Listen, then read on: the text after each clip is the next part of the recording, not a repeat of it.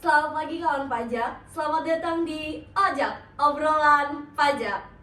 Udah lama nih kayaknya Mas Syarif kita tidak menyapa kawan-kawan di podcastnya KPP Pratama Toli Toli ini. Oke. Apalagi teman-teman kita yang secara Online, betul, yang nggak bisa datang langsung ke sini barangkali untuk melakukan interaksi dengan kita ya. Salah satunya dengan podcast ini. Nah, kita berharap kawan pajak dalam kondisi sehat ya, dimana betul dalam kondisi sehat bisa menyimak podcast kali ini dengan baik. Oke, pada kesempatan kali ini tentu saja saya sudah ditemani oleh narasumber hebat, yakni Mas Syarif. Oke, boleh disapa lagi Mas Syarif kawan pajaknya? Halo kawan pajak, perkenalkan nama saya Muhammad Syarif Nur Maulana, biasa dipanggil Syarif. Saya merupakan penyuluh pajak di KPP Pratama Toli Toli, yang hari ini ditemani moderator hebat KPP Pratama Toli Toli. Silahkan Git, perkenalan juga Git. Oke, saya sampai lupa nih ya, saking semangatnya nggak perkenalan diri dulu. Iya, kata orang kan tak kenal maka tak sayang gitu ya. Jadi perkenalkan, saya Anggitia Ifrani Kalomo dan bertugas sebagai moderator pada acara podcast di pagi hari ini.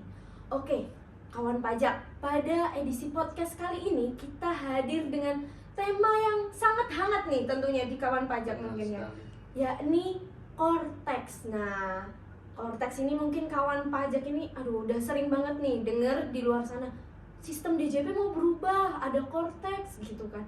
Apa sih Cortex ini? Nah, kali ini kita akan membahas Cortex, tapi untuk sesi ini kita akan lebih spesifik lagi, yakni Cortex pada instansi pemerintah.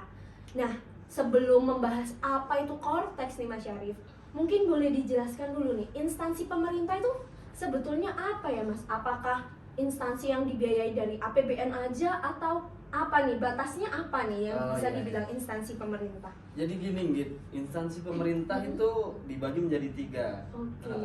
Jadi instansi pemerintah pusat, instansi pemerintah daerah, dan instansi pemerintah desa. Oke, ada 3 berarti ya. Ada 3. Dan mereka itu mempunyai kewenangan dan tanggung jawab penggunaan anggaran, serta kewajiban penyelenggaraan akuntansi sesuai dengan standar akuntansi pemerintah gitu kawan pajak. Itulah namanya instansi pemerintah. Biasanya kami singkat dengan IP. IP, Nah, instansi pemerintah. Oke, betul, bagus banget. Nah, instansi pemerintah ini berarti kalau misalnya tadi kan ada yang pusat, berarti misalnya dari pendanaan APBN, kalau daerah dari APBD gitu ya, desa dari APBD. Oke. Nah, kemudian Mas Syarif, kan tadi udah disinggung nih, instansi-instansi pemerintah ini punya kewajiban-kewajiban dalam perpajakannya nih. Nah, kewajibannya nih apa dulu sih Mas Syarif? Apa aja kewajiban dari instansi-instansi ini yang harus dilakukan? Jadi gini kawan pajak, instansi pemerintah ini juga punya namanya subunit organisasi. Subunit organisasi, betul. Subunit organisasi secara sederhana bisa dikatakan cabangnya gitu. Cabang atau unit di bawahnya. Kayak misalnya dinas pendidikan, berarti subunit organisasi adalah sekolah-sekolah. Terus dinas kesehatan berarti mungkin bisa puskesmas atau pelayanan kesehatan yang ada di desa atau yang ada di kecamatan kayak gitu. Yang induknya ke dinas kesehatan. Kemudian kalau secara kewajiban sebenarnya gitu, kalau secara kewajiban itu baik dari instansi pemerintah, orang pribadi, wajib pajak badan, sebenarnya mirip-mirip sih. Mirip ya.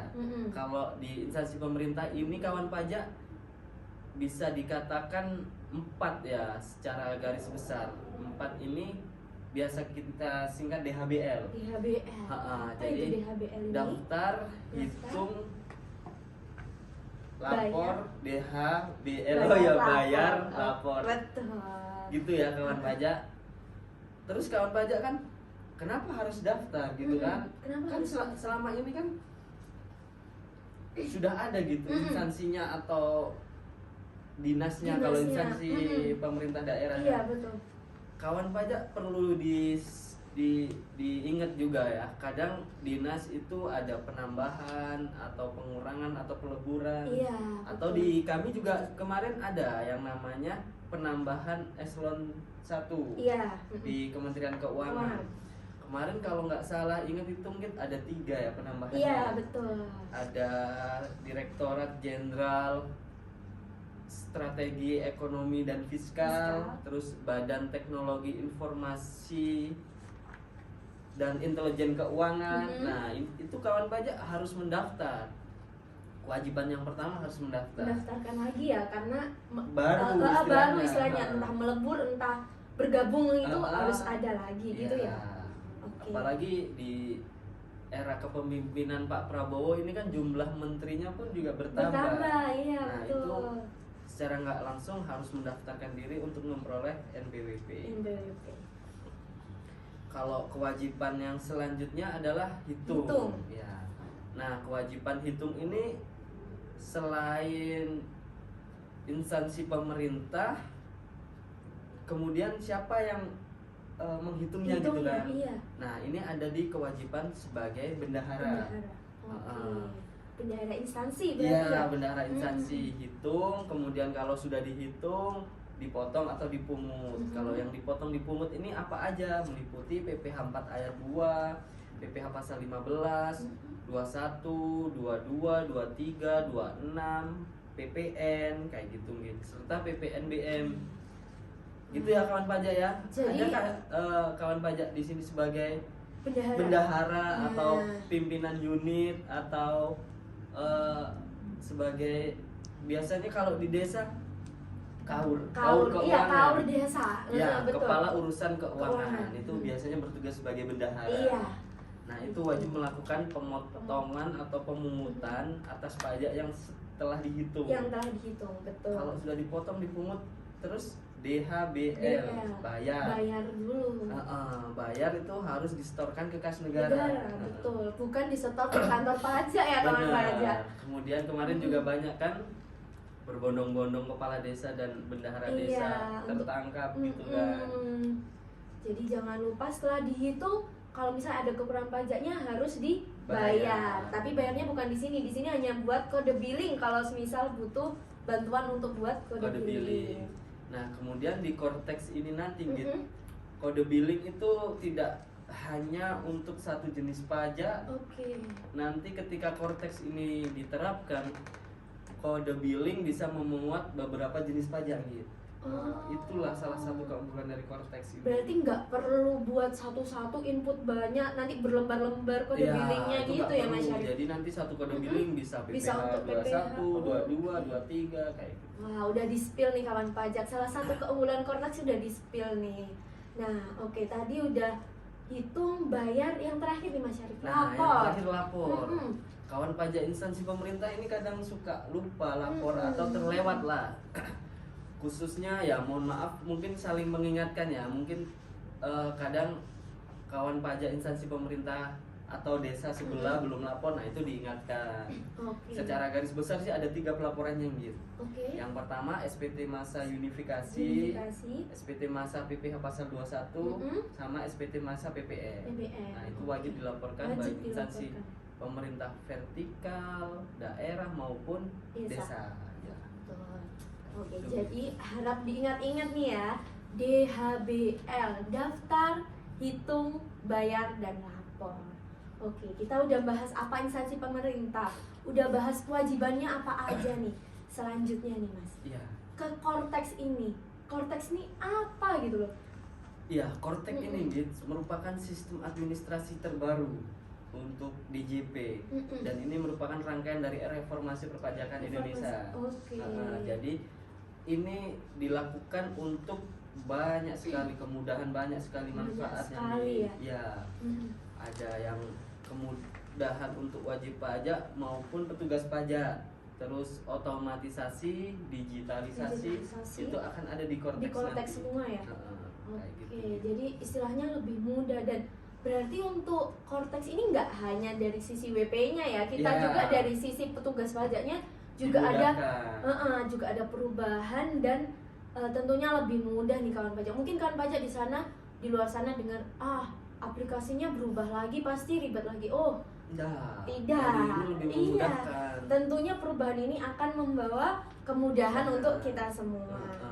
Nah, Ya. untuk Cortex ini Mas, apakah nanti ke depannya itu dari tampilan, sisi tampilan apakah ribet? Terus kalau misalnya dia mau apa ya, kayak misalnya lapor, apakah semuanya itu nanti terintegrasi atau harus cari di sini dulu, ke sini dulu gitu? Atau cuman ya udah satu aplikasi itu aja? Ya, jadi gini, kawan pajak, menariknya Cortex ini itu dia menggabungkan, mengintegrasikan beberapa aplikasi.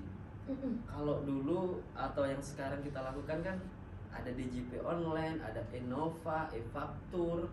Nah, itu nanti ketika Cortex ini diterapkan semuanya dalam satu aplikasi gitu. Oke. Ya, namanya TP Portal, TP Portal atau Taxpayer Portal wajib pajak. Itu untuk wajib pajak. Pajaknya. Nah, untuk kami di sisi fiskusnya atau petugas pajak sama juga digabungkan menjadi satu. Iya. Nanti di sistem administrasi perpajakan atau core gitu iya. Sistem core. Kemudian nanti juga tidak mengharuskan untuk menggunakan device tertentu, karena ini nanti rencananya akan menggunakan web base. Oke, Ya. jadi nggak perlu install lagi. Benar, nggak ada laptopnya minimal ini baru bisa akses gitu, nggak perlu nah, ya nggak berarti. perlu, Wah, gitu. menguntungkan sekali ya ini Ya. Mas Syarif tentunya. Nah, selain itu apalagi nih Mas Syarif keuntungannya dari Cortex ini? Kemudian Cortex ini nanti bisa kita lihat permohonan kita sudah sampai mana. Oke, Kayak permohonannya sudah sampai mana? Itu kemudian kalau sudah selesai nanti dimonitoring, ada notifikasi. Nah, itu keunggulannya gitu. Oh iya, Ya, jadi ada. kita nggak perlu takut terlewat apa namanya, misal ada SP2DK atau apa, takut terlewat. Wah, Nggak. saya nggak menerima surat perasaan. Nggak perlu. Nanti ada Oke. notifikasi kawan pajak di Cortex ini. Notifikasi surat apa yang muncul, baik surat klarifikasi, SP2DK maupun surat teguran atau surat pemberitahuan. Kan sekarang juga lagi marak-maraknya penipuan ini. Betul. Jadi kita harus memberikan sistem yang lebih terpercaya lah. Lebih terpercaya lagi dengan notifikasi yang ada di Cortex itu Benar, tadi ya Mas Arif. itu kawan pajak. Dan real time juga ya jadinya, maksudnya kalau misalnya melalui pos kan kadang ada yang nggak sampai mungkin, Ya. misal alamatnya berubah. Kalau akun kan dia nggak akan berubah-ubah nih, Ya, benar. secara otomatis notifikasinya langsung masuk. Nah, kemudian kalau untuk Cortex sendiri, kalau nggak salah nanti semuanya terintegrasi ya, misalnya bukti potong nih bendahara udah buat, itu nanti dia langsung masuk ke karyawan-karyawannya ya? Iya, benar. Langsung masuk di notifikasinya juga ya? Iya. Nah, kalau di Cortex ini, apakah kalau untuk WP instansi pemerintah ini kan hitungannya seperti badan. Badan, Nah, itu apakah semua orang bisa mengakses atau bagaimana nih Mas Syarif? Ya, jadi gini gitu. Kalau selama ini yang kita praktekkan di lapangan ya, kadang kan ada yang namanya sharing password. Betul. Gitu. Nah, nantinya kalau untuk instansi pemerintah ini teman-teman, manajemen aksesnya itu dibatasi hanya untuk satu PIC utama. Nah, kayak gitu, satu PIC utama.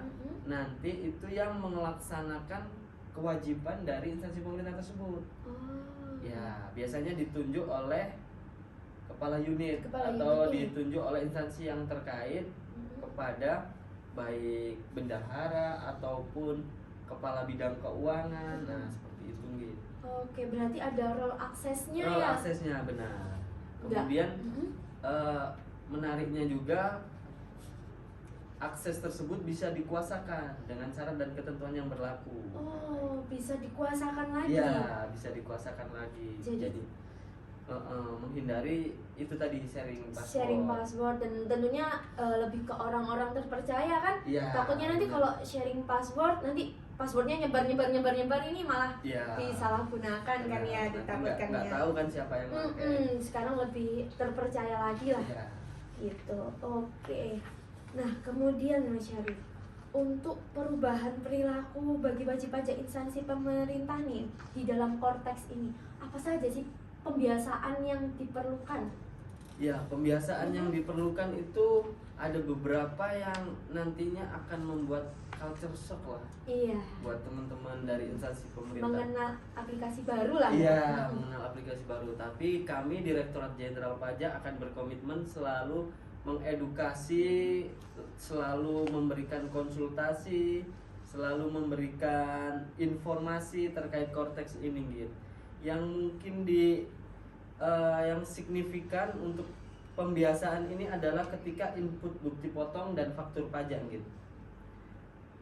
Itu gimana? PPh, bukti potong di PPh yang dipotong oleh instansi pemerintah harus lebih rinci, lebih detail. Lagi. Ya, itu untuk apa? Kayak gitu yang perlu dibiasakan lagi agar nanti informasi yang diterima lebih lengkap dan terpercaya. Betul.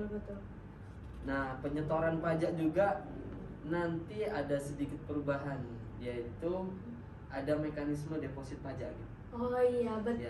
Ya, deposit pajak. Baik orang pribadi, badan maupun instansi pemerintah nanti bisa melakukan atau bisa memanfaatkan fasilitas deposit pajak. Jadi kita mengantisipasi bagaimana caranya agar tidak ada keterlambatan bayar. Benar, kayak gitu kawan pajak ya.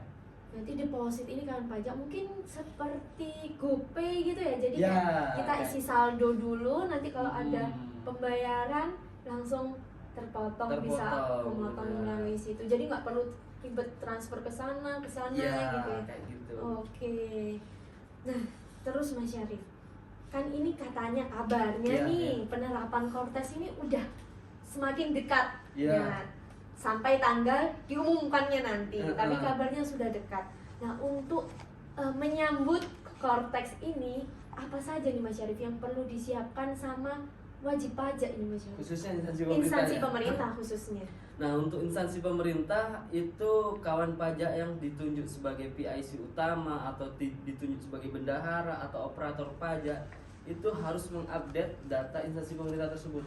Oke. Pengurusnya apakah ada perubahan kayak gitu, apakah ada pergantian bendahara itu yang pertama. Kemudian yang kedua adalah alamat apakah ada perubahan, terus nomor telepon, email, dan data instansi pemerintah yang lainnya. Karena semuanya akan real time untuk informasi dan segalanya. Ya, jadi harus update. Kemudian yang ditunjuk sebagai PIC utama harus melakukan pemadanan NIK nih gitu. Karena nanti ketika Kortex ini diterapkan, kawan pajak sudah menggunakan NIK sebagai NPWP gitu. Berarti gitu. Itu yang mungkin sering didengar kawan pajak, NPWP 16 digit, betul nggak? Betul ternyata. NPWP 16 digit. Jadi untuk PIC-nya jangan lupa nih, langsung dipadankan nih ya. Terus kalau misalnya ada perubahan boleh dicek dari sekarang apakah ada perubahan bendahara. Kalau misalnya ada, langsung datang ke kantor pajak untuk melakukan perubahan data. Untuk selanjutnya nih Mas Syarif. Nah, selain dari identitas dari WP, nomor ponsel, alamat email dan lain-lain, untuk update Kortex ke depannya nih. Sebenarnya kawan pajak ini bisa update di mana ya Mas Syarif? Ya, jadi gini kawan pajak. Untuk update ada beberapa jenis saluran ya.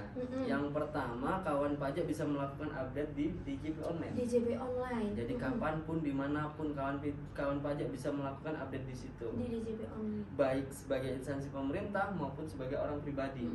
Kalau instansi pemerintah tadi ya, yang diupdate informasi emailnya, apakah alamatnya, ataukah ada perubahan pengurus, kayak gitu, perubahan penanda tangan, kayak gitu. Kalau yang orang pribadi cukup melakukan pemadanan NIK sebagai NPWP. Karena nantinya NIK tersebut sebagai NPWP sekarang kan 15 digit. 15 digit, betul. Nah, nanti ketika Kortex ini diterapkan, NIK yang ada di KTP kawan pajak sebagai orang pribadi itu merupakan NPWP-nya.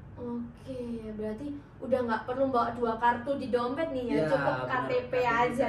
Udah nggak penuh-penuh lagi nih dengan kartu-kartu di dompetnya. Gitu kan. Udah mengurangi slot kartu. Ya, kemudian sebagai instansi pemerintah, kan instansi pemerintah nggak punya NIK nih. Iya, gimana itu ya nggak punya NIK?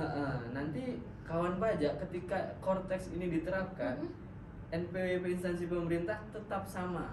Yang membedakan adalah ditambah 0 di depannya. 0 di depannya. Biar menjadi 16 digit. 16 gitu. digit. Kemudian tata caranya seperti apa?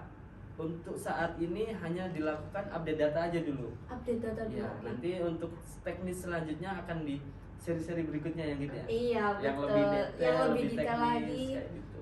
Oke, nah ngomong-ngomong nih Mas Syarif, jadi teringat lagi sama yang masalah daftar hitung bayar lapor nih ya. Iya. Nah, di Cortex ini nanti apakah kita lapor SPT juga di situ atau masih pakai DJP online ini Mas Syarif? Ya, untuk kawan pajak jangan lupa tetap melakukan pencatatan, tetap melakukan penghitungan bagi instansi pemerintah, dan jangan lupa memberikan bukti potong nih kepada karyawan atau pegawainya yang dipotong penghasilannya. Karena itu nanti akan digunakan sebagai dasar pelaporan SPT tahunan. Nah, untuk Cortex system ini kita ada yang namanya legasi atau transisi gitu ya. Okay. Jadi ketika Cortex ini nanti diterapkan, tidak langsung masuk Cortex gitu. Ya, semua pakai semuanya Cortex gitu. Tetapi nanti ada masa transisi. Jadi ada beberapa kewajiban perpajakan yang masih menggunakan sistem yang lama, tetapi ada juga yang menggunakan aplikasi Cortex ini. Cortex yang baru ini. Iya, kayak gitu. Jadi ada transisinya biar kawan pajak juga nggak terlalu kaget ya. Kaget nanti dan tiba-tiba kesusahan juga kan. Jeder lapor SPT harus pakai Cortex, soalnya udah itu nanti takutnya kawan pajak ini. Jadi tenang aja kawan pajak, kita masih ada masa transisi nih ya, sampai nanti Cortex diterapkan sepenuhnya gitu ya ke depannya. Oke. Berarti Cortex ini sangat menguntungkan sekali ya Mas Syarif kalau dipikir-pikir. Karena ya memang tujuan dari DJP melakukan reformasi ini untuk kemudahan bersama kayak. Betul, baik dari sisi wajib pajaknya untuk memenuhi kewajiban maupun dari kita, dari fiskusnya untuk menjalankan kewajiban kita dari sisi perpajakannya. Oke. Nah, kemudian kawan pajak, kalau misalnya nih kawan pajak nanti kedepannya ada yang bingung-bingung, boleh nggak nih Mas Syarif datang ke kantor pajak? Ya, boleh banget kawan pajak. Jangan lupa ketika ada yang dibingungkan, ada yang ditanyakan, atau ketika ada indikasi penipuan, WA tidak dikenal, langsung saja melakukan konfirmasi ke kantor pajak. Betul. Kayak gitu. Atau langsung ke kering pajak juga bisa di 1.500-200 WI. Iya, betul. Nah, terus kawan pajak nih ngomong-ngomong penipuan juga, jangan sampai kena ya, kalau bisa jangan klik-klik link yang tidak dikenal yang mengatasnamakan kantor pajak seperti itu. Mungkin kalau kawan pajak nanti dapat chat melalui WA atau telepon atau apapun itu, boleh konfirmasi ke kita dulu dari pegawai pajaknya, boleh ke kering pajak itu tadi, atau kami ada WA ya Mas Syarif dari KPP Pratama Toli-Toli. Nanti kita cantumkan di bawah. Iya, betul. Di kolom kolom deskripsi. Iya, nanti akan kita cantumkan di situ. Barangkali ada hal-hal yang mau ditanyakan. Benar sekali. Betul. Kemudian yang terakhir nih, jangan lupa subscribe channel YouTube kami ya kawan pajak di Pajak Toli-Toli. Pajak Toli-Toli dan Instagram kami kawan pajak di @pajaktoli-toli juga untuk mendapatkan informasi perpajakan secara update. Betul sekali. Oke, sepertinya sudah cukup ini Mas Syarif untuk seri ini ya. Untuk seri ini akan ada seri-seri yang lebih menarik lagi tentunya. Jangan sampai terlewatkan nih kawan pajak. Aktifkan loncengnya untuk mendapatkan notifikasi dari kami. Oke, sekian dari kami. Ikan hiu muter-muter. Cakep. See you later. Wassalamualaikum warahmatullahi wabarakatuh. Sampai jumpa kawan pajak.